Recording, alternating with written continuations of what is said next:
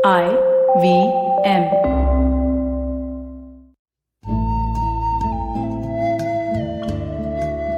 IVM के Hindi travel podcast टेढ़े मेढ़े रास्तों पर आपका स्वागत है। टेढ़े मेढ़े रास्ते ही क्यों? वो इसलिए कि घूमना भी तो ऐसे ही रास्तों की तरह पेचीदा और लगातार उतार चढ़ाव भरा होता है, जहां हर पल कुछ नया देखने और महसूस करने को मिलता रहता है। शर्त बस यही होती है कि आंख कान खुले रहने चाहिए। मैं हूं केशव चतुर्वेदी और मैं आपको ले चलूंगा इस जबरदस्त यात्रा पर और सुनाऊंगा ऐसी मजेदार कहानियां शहरों, किलों, महलों, सड़कों और सबसे अहम इंसानों की, जो पिछले 20 साल से ऐसे ही रास्तों पर भटकते हुए मैंने सिर्फ आपके लिए इकट्ठा की हैं। तो आइए शुरू करते हैं। मैं सच बताऊं तो जब तक मैं तेलंगाना नहीं गया था तो वारंगल के बारे में जानता तक नहीं था। उस दौर में वहां नक्सल प्रभाव काफी था। ऐसे हालात थे जब हम तेलंगाना के शहर करीमनगर पहुंचे। वहां एक रात रुकने पर हमें बताया गया कि अगर यहां तक आ ही गए हैं तो वारंगल शहर भी देख लीजिए। एक तरफ नया शहर देखने का लालच और दूसरी तरफ नक्सलियों का खतरा। ऐसे में हम पुलिस स्टेशन गए ये पता करने के लिए कि क्या हमारा वारंगल जाना ठीक रहेगा। पूरा पुलिस स्टेशन एक छावनी की तरह दिख रहा था और उसकी इमारत पत्थरों से बनी हुई थी। मुझे तो लगा मैं किसी जेल में बैठा हुआ हूं। तभी एसएचओ आ गया। उसका नाम अहमद था। 6 फुट लंबा और पहलवानों जैसा कद्दावर शरीर वाला। जब उसने सुना कि हम वारंगल जा रहे हैं तो वो बोला, हाँ सर, जरूर जाइए, बहुत ही सुंदर जगह है और आप तो पत्रकार हैं, नक्सलियों ने पकड़ लिया तो भी क्या, एक आध इंटरव्यू देकर छोड़ देंगे। और ये कहकर वो खुद ही जोर जोर से हंसने लगा। अब थोड़ा ढांढस बंधा और हम वारंगल के लिए रवाना हो गए। 2 घंटे में हम उस शहर में थे जो कभी काकतीय राजवंश की राजधानी था। वारंगल असल में ओरागालू के नाम से जाना जाता था, जिसका मतलब होता है एक चट्टान।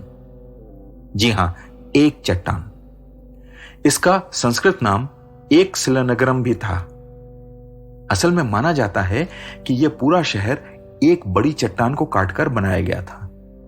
वैसे इतिहासकार और पुरातत्वविद अभी इसके पूरे साक्ष्य जुटा नहीं पाए हैं, लेकिन अगर ऐसा है तो यह दुनिया का अकेला ऐसा शहर होगा जो सिर्फ एक चट्टान से काटकर बनाया गया है।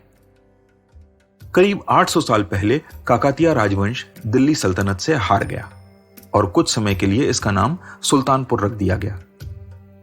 लेकिन जल्दी ही मुसुनुरी नायकों ने इसे फिर जीता और वापस इसका नाम वारंगल रख दिया। पर यह शहर पुराने वैभव पर नहीं लौट पाया।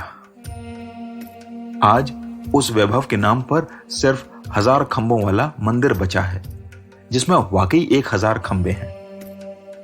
मंदिर में विष्णु और शिव के साथ साथ सूर्य की उपासना होती थी। यह देखकर अच्छा लगा कि दक्षिण के समाज में राजाओं ने शैव और वैष्णव मतों के बीच दूरियों को खत्म करने के लिए पर्याप्त कोशिश की थी। वहां मंदिर में मैं घूम ही रहा था कि मैंने गाइड को सुना जो विदेशी पर्यटकों से कह रहा था कि वो जल्दी करें ताकि उन्हें रामलिंगेश्वर मंदिर दिखाया जा सके।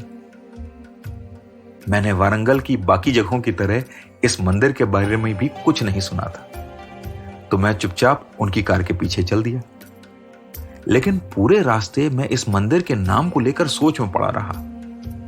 रामलिंगेश्वर, राम और शिवलिंग का संबंध समझ नहीं आ रहा था। वहां पहुंचा तो और हैरानी हुई कि रामप्पा मंदिर कहा जाने वाला यह मंदिर असल में शिव का मंदिर था। ऐसा कैसे हो सकता था?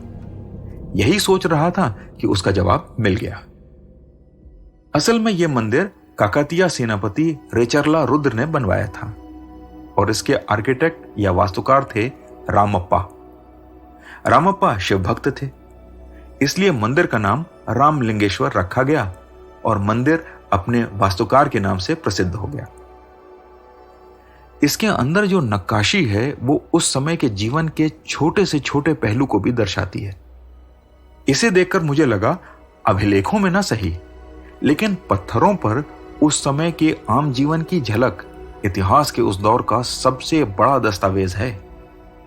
वारंगल में मेरा अगला पड़ाव यहां का किला था। किला देखते ही दिल्ली सल्तनत के हमले की छाप साफ दिखाई दे गई। किले की दीवार के बस कुछ ही हिस्से दिखाई दिए और कोई महल या इमारत ठीक नहीं बची थी। वारंगल के बारे में भले ही लोगों को कम पता हो, लेकिन काकतीय राजवंश की खंडहर हो चुकी राजधानी का तेलंगाना पर आज भी गहरा असर है। वारंगल किले में मौजूद गेट, जिसे तोरण भी कहते हैं, वो और 2 हाथी आज तेलंगाना राज्य की आधिकारिक सील पर मौजूद हैं। साथ ही वारंगल यूनेस्को की वर्ल्ड हेरिटेज साइट में भी शामिल है। वारंगल से चलते हुए मुझे एहसास हुआ कि अपने देश के बारे में ही हम कितना कुछ ऐसा है जो नहीं जानते, और अगर मैं भूले भटके इस राह से न गुजरता तो कभी इस खूबसूरती और वैभव को न जान पाता। तो आज टेढ़े मेढ़े रास्तों का सफर इसी मील के पत्थर पर खत्म होता है। अगली कड़ी में फिर किस्सों के एक नए मोड़ पर मिलेंगे और वहां से नए मील के पत्थर तक साथ चलेंगे। और हाँ, अगर आपको ये पॉडकास्ट पसंद आया हो तो अपने दोस्तों और परिवार वालों के साथ शेयर जरूर कीजिए, क्योंकि सफर का मजा तो साथ चलने में ही है।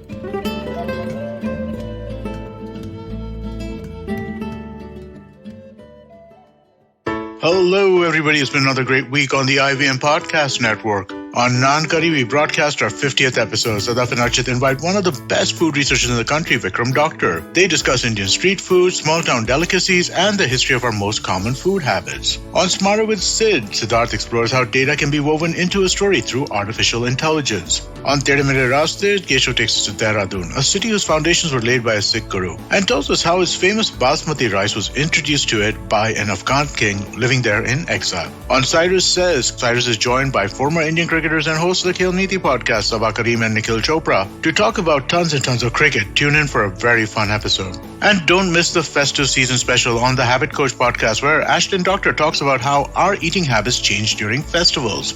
Do follow us on social media. We're IVM Podcast on Twitter, Facebook, Instagram, and LinkedIn. And remember, if you're enjoying this show or any of our other shows for that matter, please do tell a friend. And finally, we'd like to thank our sponsors on the network this week: Cred, Bank of Baroda, Quarter, CoinSwitch, Kuber, Slate Coffee, Intel, Kotak Mahindra Bank, and Oxfam India. Thank you so much for making this possible.